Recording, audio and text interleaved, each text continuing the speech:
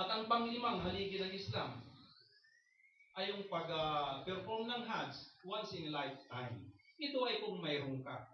Hindi mo kailangan mangutang. Kung may pera ka, matino ang pag-iisip, malakas ang pangangatawan, lalaki, o pwede ka na mag-Hajj. Obligado ka na mag-Hajj. Pero kung halimbawa, may pera ka nga, mahina naman ang katawan mo, hindi ka obligado. Sa mga babae, mayroong isa na kailangan mayroon silang maharam. Hindi kaya kasama, pwedeng asawa, pwedeng kapatid na lalaki, pwedeng tatay, bago sila mag-Hajj. Kahit na sila ay malakas ang pangangatawan, mayroon silang pera, no? Matino ang pag-iisip, kung wala silang maram, exempted pa rin sila na mag-perform ng Hajj. Ito ang kagandahan sa Islam. Practical religion. So yun ang 5 haligi ng Islam. Panunumpa, Shahadatain, Ashhadu an la ilaha illallah, wa ashhadu anna Muhammadan abduhu wa rasuluh. 5 times daily prayer. Pagbigay ng tawang gawa, yung sakat, 2.5%. No? Pagkatapos yung pag-fasting during the month of Ramadan. Performing Hajj, once in a lifetime. So napakadali lang ng Islam. Islam is easy. Yan. Pero kung hindi ka totoo, mahirapan ka.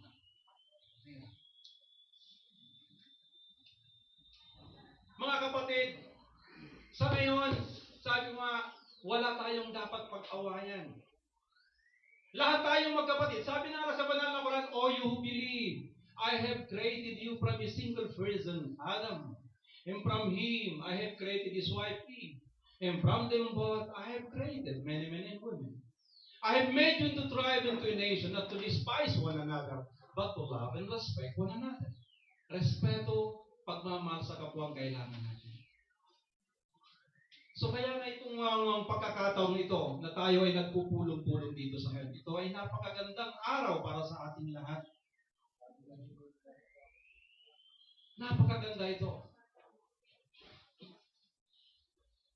Kung hindi natin aalamin ang mga paniniwala ng ating mga kapatid na Muslim, ito ay magiging sagabal din sa pagkakaroon natin ng magandang relasyon sa ating community. Kaya sa amin, doon sa probinsya ng Camarines Sur, open ako anytime sa mga police station. Kahit sa probinsya ko man, anytime. Same sa panahon ng pato ni Provincial Commander Romeo Tambungki sa Camarines Sur. Yan. At ako ay umuwi din ang galing ng Saudi. Talagang sinisikap ko na pag may oras, ay nagle-lecture ako sa mga police station.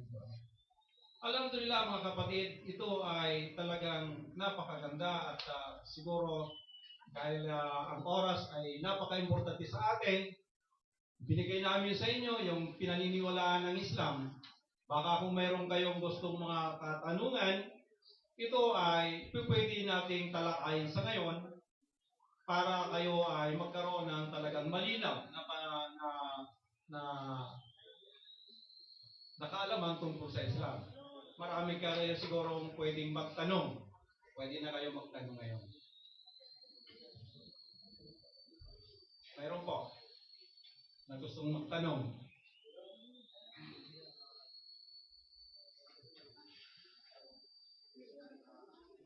Marami dyan. Sabi nila, bakit ang mga Muslim daw ay hindi kumakain ng kanilang baboy? Ito. Gusto nyong sagutin ko itong tanong na ito? Bakit bawal sa Muslim ang karne ng baboy? Ito.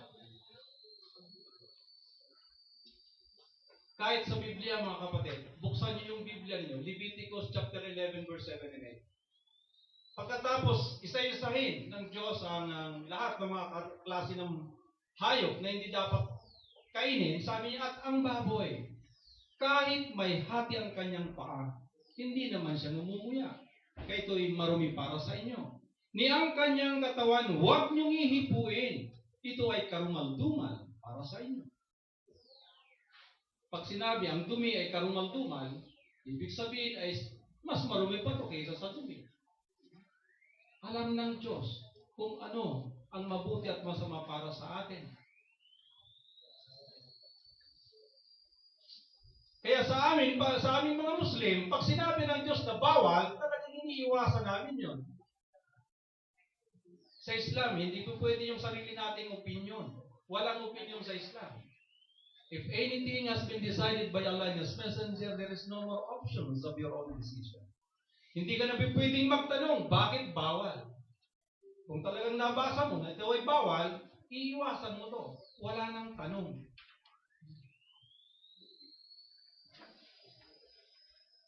So sa Muslim, sabi ng Allah subhanahu wa ta'ala, blood and flesh of swine are forbidden unto you. But if you are forced to it because of hunger, it is no sense on you. So may mas karapatan bang kumain ng baboy ang mga Muslim kaysa sa Kristiyano? Kasi sa Kristiyano, kung Biblia ang babasihan, kahit na paghipo lang ng karne o di kaya katawan ng baboy, bawal na. Ito ay karumal-dumal para sa inyo. Pero sa dami namang pagkain ngayon, kailangan mo pa ba kumain ng karne ng baboy? Magugutom ka pa ba sa ngayon? Sa mga halaman na lang, sa paligid ng bahay kubo, siguro hindi na kayo magugutom. Alam niyo yung kanta ng bahay kubo? Singkamas at talong, sigarilyas at mani, sitaw, bataw, patani. Ito, napakarami. So hindi mo na kailangan. Kaya ang baboy ay talagang pinaiiwasan sa mga Muslim. Kaya sinabi na, blood and flesh of wine is forbidden. Merong ibang tanong. Dito si Brother Abdul Rashid. Inshallah, mabigyan natin ng mga kasagutan yung mga katanungan ninyo.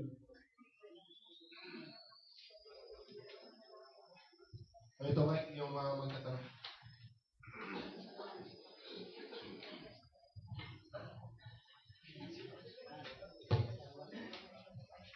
Magandang umaga po. Still po po sa PCR.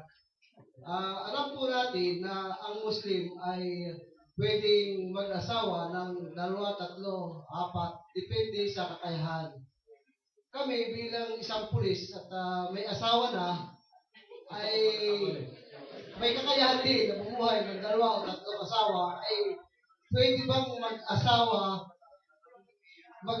ng magiging legal at hindi kami pwedeng kasuhan kasi pag sumubra sa isa makakasuhan kami. Ano po ang magiging... Napakagandang tong tanong kasi wala pa akong lectures na ginawa na hindi nag-arise tong tanong na ito. Pero ang nasa banal na Quran, kapatid, ay ganito. Surah An-Nisa, chapter 2, chapter 4, verse 3 sa banal na Quran. Ang nakalagay ay ganito. Pakinggan nyo ng gusto sa kanyang translation ng meaning sa English. O you who believe, you could take wives, 2, 3, or 4, as long as you could treat them justly. Tama pa lang yun. Wala pong period, ha? But if you fear that you will put justice among them, better to have one. O kayo mga naniniwala sa Diyos, pwede kayong mag-asawa, 2, 3, o 4. Kama. Hindi pa period, ha? Kung kaya niyo silang itratar na parehas, as long as you could treat them justly, kama pa rin. But if you feel that you cannot put justice among them, better to have one. 21 years na ako ngayon sa pagiging Muslim. Iisa pa rin ang asawa ko. Bakit? May mababasa ka pa rin sa banal na Quran. Na isang verse, sabi ng Allah, you could not really be just to them, even though it's your utmost desire. Talaga niyang hindi ka magiging makatarungan sa kanila, kahit na ito ay gustong-gusto mong gawin. Anong ibig sabihin?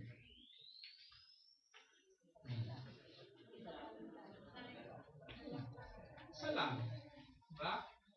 Pero may mga kondisyon. Mahirap yung kondisyon. Ngayon. Mahirap yung kondisyon kung kaya mo silang itratar na parehas. So kung pwede ka, maraming mga Muslim, ang maraming asawa. Pero sabi nga, problema to pagdating ng day of judgment. Pag hindi ka nagiging makatarungan sa asawa mo, sa day of judgment, sabi ng Propeta Muhammad sallallahu alaihi wasallam, ire-resurrect ka, bubuhayin kang muli na mabigat ang kabila mong katawan. So maglalakad ka. na patagilid. Gusto mong ganon pag nag-have judgment? Kasi hindi ka naging makatarungan. Di ba? Ay, ito yun. Hindi mo na kailangan ng witness. Talagang sa'yo na, makikita yung witness na talagang hindi ka naging makatarungan sa mga asawa mo. O di kaya sa mga anak mo. Ganon. Sa Islam. So, pwede hanggang 4. Pwede hanggang 4. As long as you could treat them justly. But if you feel that you cannot do justice among them, then to have one. Okay? Nasagot ba, kapatid? Malinaw ba, kapatid? Sabi pwede, hanggang 4. Yan.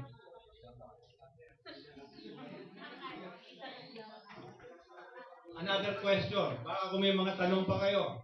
Si brother. Good morning, mga brothers. I'm Police Superintendent Beton from PIP. This question is not meant to offend anybody of you, but this pertains to our brother Muslims who are extremists or fundamentalists. Yun yung mga nababasa natin sa dyaryo, napapanood sa TV, na kanina kiniklaim ni Brother Abdul Rashid Santos na ang meaning ng Muslim tagapagpasunod, sumusunod, tumutupad. Bakit po yung ibang brothers Muslims natin karamihan hindi po sinusunod yung meaning ng Islam na sumusunod, tumutupad? Kasi masyado silang harsh sa mga sa kapwa-tao nila. Masyadong violent. Merong mga naging human bomb. Merong Side bomber. suicide bomber. Marami pang iba. Ano po? Ito talaga ang problema. Kasi nga, karamihan sa mga Muslims sa ngayon, lalo na mga born Muslim, from Mindanao, di kaya abing in other countries, kahit na sa ibang bansa, hindi nila alam ang kanilang reliyon. They are ignorant of the religion. Kung alam lang nila ang katuruan ng kanilang reliyon, hindi ito magagawa nila. Kaya nga sabi ng Propeta Muhammad, peace be upon him, nung siya ay nabubuhay pa, the best among Muslims are the Muslims of my generation, and the next, and the next. Then after that, there will be Muslims who will be Muslims in names, but within their hearts they are unbelievers. So pwedeng pangalan nila ay Abdul Rashid, Omar, Abu Bakar, Abdullah, pero yung kanilang pamumuhay ay wala na sa Islam. Ang Islam ay complete way of life, hindi lang ito reliyon. Sabi ng Allah subhanahu wa ta'ala sa banal na Quran, after 23 years, sa pinakahuling verse sa banal na Quran, sabi ng Allah kay Propeta Muhammad sallallahu alaihi wasallam through Angel Gabriel, sabi niya, Al-yawm akmaltu lakum dinakum inatmamtu alaykum ni'mati wa raditu lakumul Islam dinan. This day I have perfected your religion for you and have completed my favor upon you and have chosen for you Islam as your way of life. So ang Islam ay hindi lang reliyon, kundi ito ay way of life, complete way of life. Kaya nga yung mga taong gumagawa nito hindi na matatawag na mga Muslim. Kahit na nasabi ko yung titindi lang dyan ng mga piniratang DVD, they have no more reason or rights para tawagin pa sila ng Muslim. Bakit? Yung tinitinda nila ay bawal na. Pag sinabing pinirata ito ay nakaw, ibig sabihin ito ay haram. Di ba? Kaya kung sila ay Muslim, iiwasan nila to. So sila ay pwedeng sabihin na lang natin, sila ay Maranao, Tausog, Yakan, Tibuli, yung kanilang tribo. Pwede ito sa kanila. Pero mag-claim pa silang Muslim at kanyang trabaho nila, ito ay hindi na po pwede. They are not Muslims anymore. Maybe ang pangalan nila ay Muslim, pero yung kanilang ginagawa, sabi ng propeta, they are no longer Muslims. They are unbelievers. Ito. Kaya nga, sabi ng propeta Muhammad sallallahu alaihi wasallam sa isang authentic, the best among you Muslims are those Muslims who study the Quran and the Hadith. Practice it and teach it. So kailangan ay pag-aralan yung Quran, yung salita ng Allah, yung banal na Quran, at saka yung Hadith. Kasi pag hindi mo sinabuhay ang Islam, ang teachings ng Allah sa banal na Quran at ang ginawa ng Propeta Muhammad sallallahu alaihi wasallam, you cannot claim you are a Muslim. So walang sabing yung Muslim extremist, Muslim fundamentalist, Muslim, sabi niya, suicide bomber, hindi po pwede itong ikabit sa word na Muslim.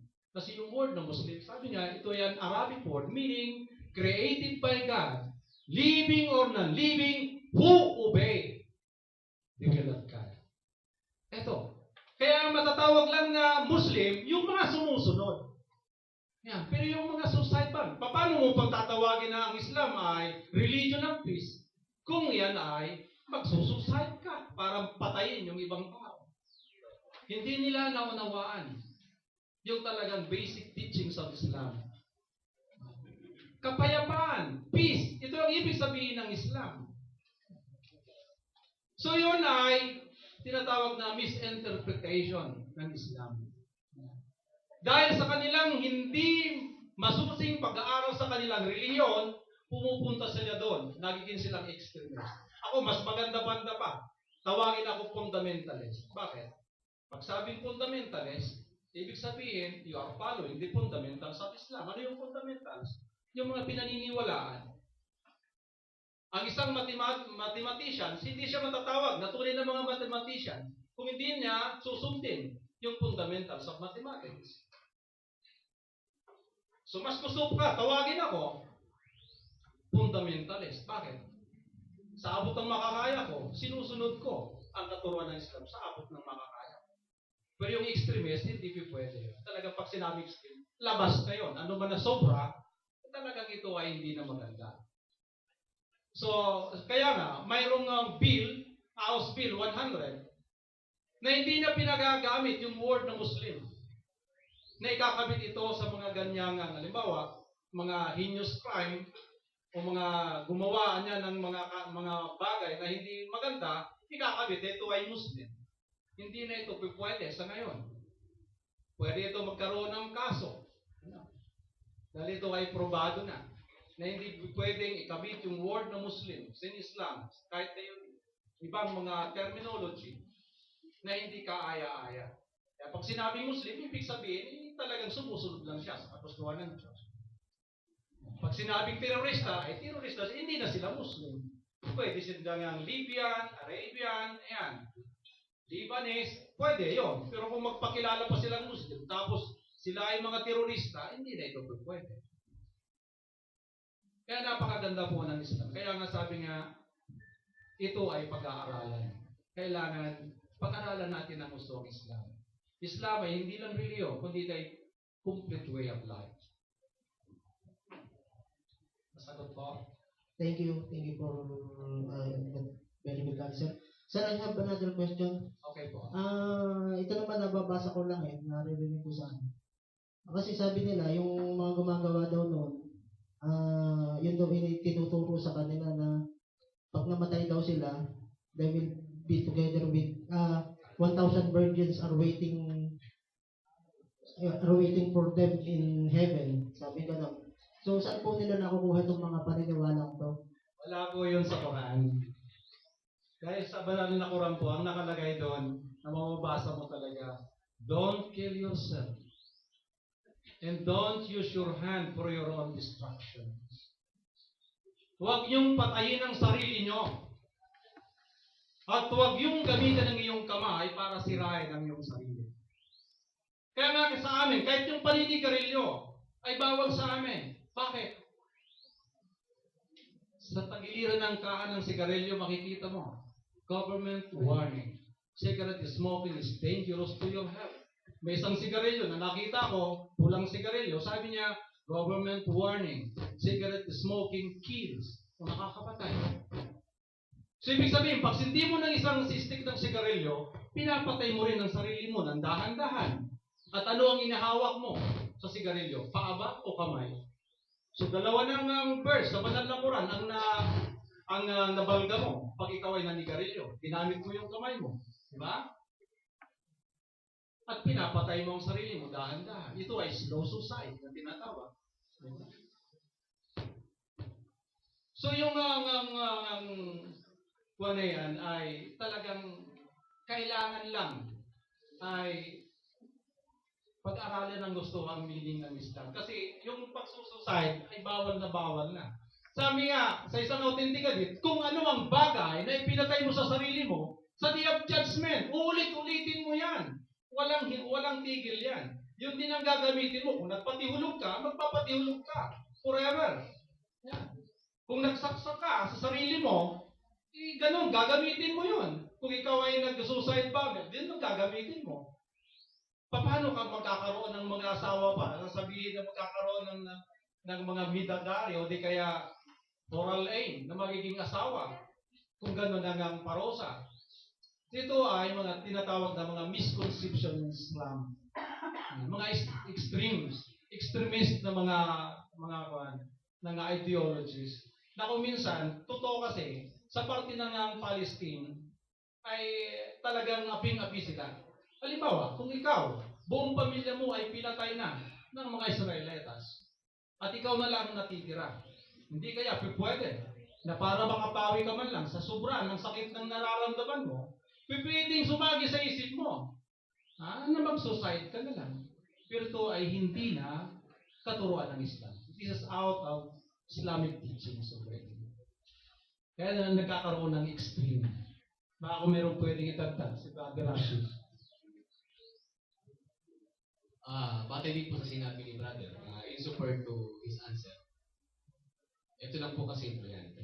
How extreme you are if it comes to character, and how fundamentalist you are in regards to your religion. Yun lang po yan. Yun pong extremism at yung mga killings, kagaya ng tanong ni Brother, wala pong 1,000 virgins in paradise. Wala po yun. Ito po ay isang, kumbaga sa salitang kanto, ito ay kwentong barbero lamang. Hindi po ba? Ngayon po, kung sakali naman may pumatay, alam ko pong marami po sa inyong nakasaksi. Maraming inilagay ang batas sa kanilang kamay. Marami po niyan. Kaya nga po mayroong ina-arresto kayo eh. Marami kasing tumakas sa mga pagkakasalang ginawa nila. May mga taong hanggang ngayon ay at large. E paano po, halimbawa, bigyan ko kayo ng halimbawa. Kung ikaw ang kamag-anak ng pinatay na ito, halimbawa, mahal na mahal mo yung kapatid mo. Dalawa lang kayo sa mundo. Yung kapatid mo, babae, mahal na mahal mo siya. Nung mag-asawa siya, hindi mo matanggap. Ang pumatay sa kanya ay pastor. E paano kung pinatay sa harapan mo? Baka makalimutan mong pulis ka. Baka makalimutan mo na may batas na umiiral dahil nagdilim ang paningin mo. Kaya po may gumagawa ng klase ng mga pagpatay. Kagaya na sinabi ni kapatid, una po, hindi namin pwedeng ilagay ang batas sa aming kamay. Dahil may batas na pag-iiralin. Meron po kaming syariah.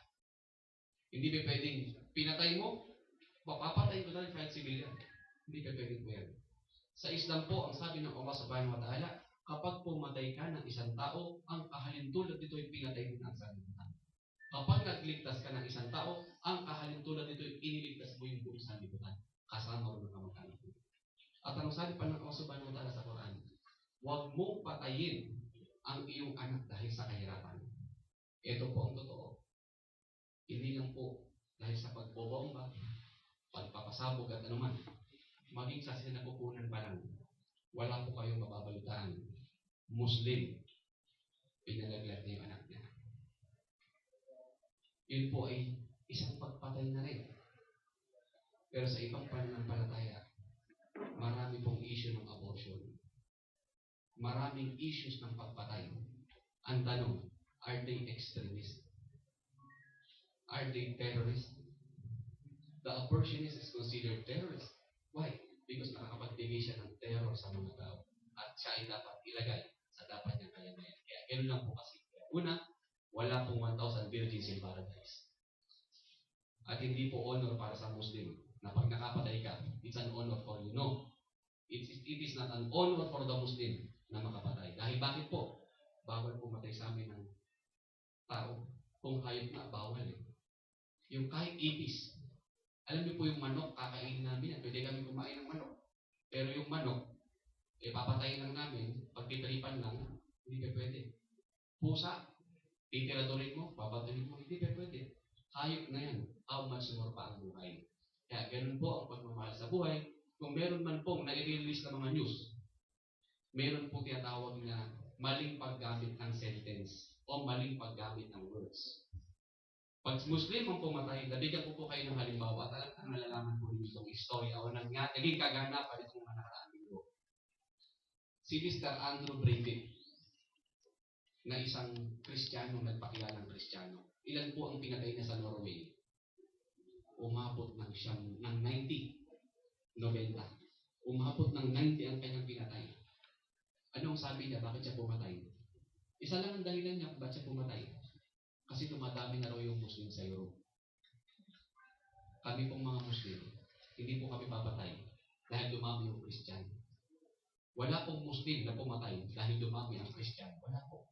Wala rin pumatay na Muslim dahil may nag-Christian. Wala po. Pero yung pumatay na si Andrew Breivik, ano sabi? Siraulo daw. Insane. Pero pag Muslim ang pumatay, terrorist, hindi insane. Kaya yun po ang isang bagay na dapat magkaroon ng maliwanag sa usapin ng katotohanan at katuwiran. Mga katanungan pa po.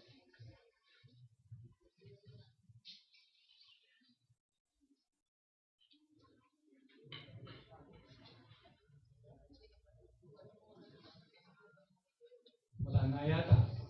Pag wala na magtatanong, wala na tayong sagot.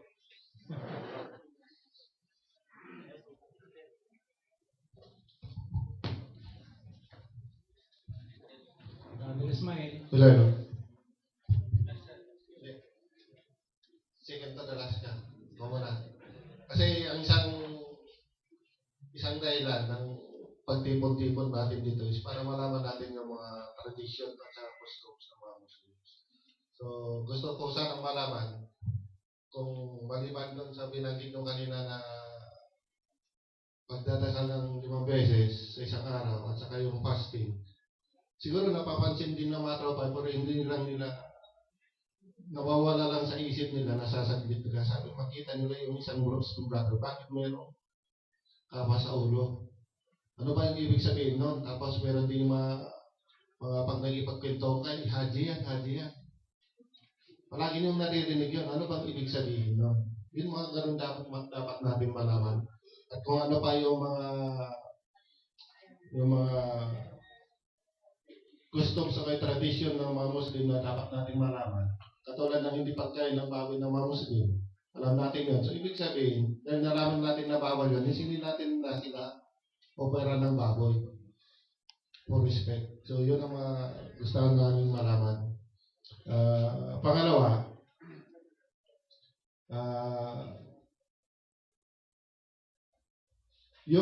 yung katulad ng Al-Qaeda at saka ISIS, base doon sa mga paliwanag is nagtitibigate sila sa turo ng Muslim.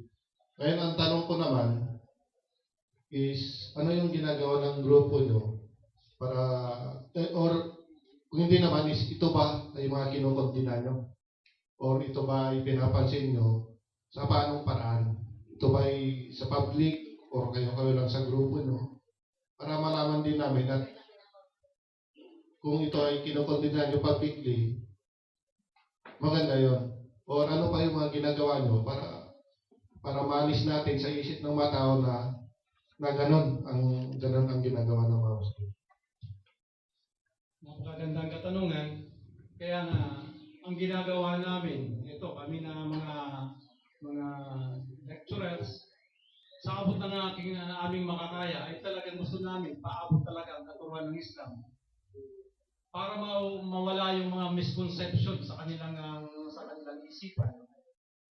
Ibinibigay namin yung mga open forum na magtatanong kung anong mga tanong para masagot namin lahat yung mga kumukulo sa kanilang isipan tungkol sa pananampalataya ng Islam. So, ito sa aming grupo, kinukundina namin ito, yung mga ginagawang ito. Sa mga internet, ikinukundina din namin ito. Pero yung grupo kasi ng mga talagang sabing Coco nila na publicly walang nangyayari sa ngayon. Pero kami na mga Muslim lecturers, talagang sa abot ng aming makakaya, pinaabot namin na hindi namin tinutolerate ang ganitong mga ginagawa ng mga nagpapakilalang sila na ay Muslim. Kaya sabi ko nga, yung mga gumagawa ng ganito, kung maaari naman mga kapatid, huwag na kayong magpakilalang Muslim. Kung kayo ang gumagawa nito, pakilala na lang kayo doon sa inyong mga tribo. Sabihin nyo kayo ay Maranao. Sabihin nyo kayo ay Tauso. Sabihin nyo kayo ay Yakan. Ito yung tama. Kesa yung sasabihin nila, sila ay Muslim, pero taliwas naman sa katuruan ng Islam ang kanilang mga ginagawa. Nakabirasi.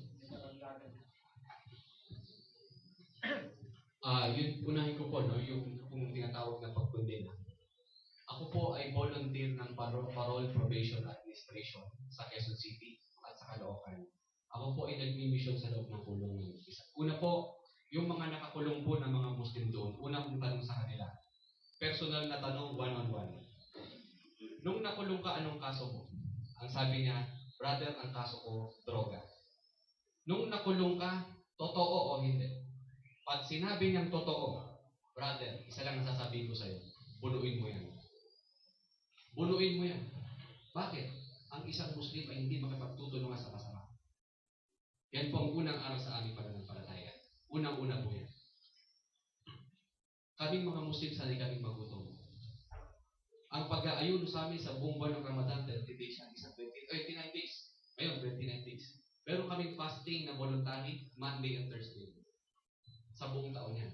Meron din kaming voluntary fasting sa ibang mga Islamic months, sa mga kalendar, Islamic calendar. Hindi kami dapat magutom. Kung pag-aaralan, kalahati ng taon, sanay kami magutom. Ano pa? Yung mga Muslim noon, wala pang droga na kumakalat ngayon. Hindi naman nagtinda ng shabu, pero nabuhay sila. Mas mahirap ang kalagayan ng Arabia noon kaysa sa Arabia ngayon. Ang Arabia noon, wala silang building, pero nabuhay sila. Kaya hindi dahilan na nagutom ang pamilya o nagutom ka, kaya ka nagpita ng droga. Sa community naman po, sa community na aming ginagalawan, si kapatid mula sa Bicol, ako po mula sa Manila, si kapatid na Ismael, dito naman po sa lugar ng Mindoro, at sa iba pa pong lugar, marami po kami.